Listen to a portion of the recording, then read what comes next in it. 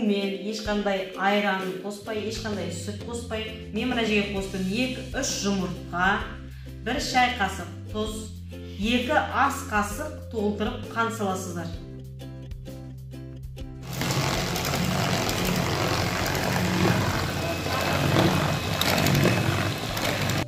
Қантымыз бен тұзымызды, жұмыртқамызды араластырдық. Есті осыған біздің блинныйға 1 литр су керек.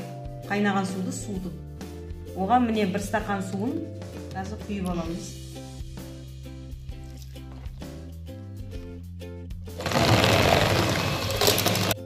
Мұнда ұн біздің блинныйға 400-450 грамм ұн керек. Оның ішінен мен 1 стақанын сразу қосамын осылай.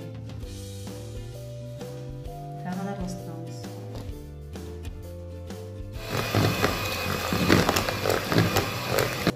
Суды қостық қой. Мынадан бәрі общий блинныйға 1 литр су керек. Оның мен жаңа 1 стақан суын алдын араластырдым көрдіңіздер. Енді қалған суын береміз.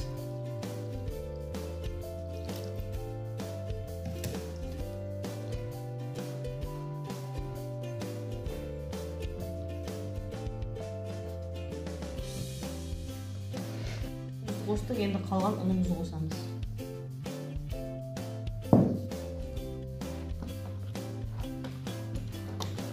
Шашырамау үшін кішкене араластырамыз.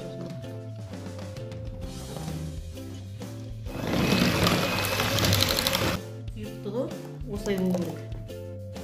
Енді осыған 3 ас қасық сұйық май құямыз.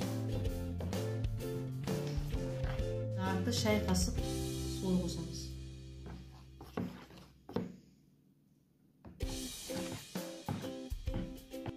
Қойдық, енді қызығаннан кейін астына сұйық май жағамыз.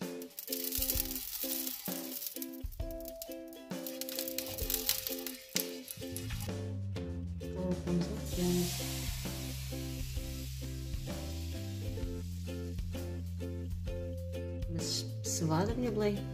Қызартамыз десеңіз, тағы да қызартсаңыздар болады. И арасына үйге жейтін сары майды жақсаңыздар да болады.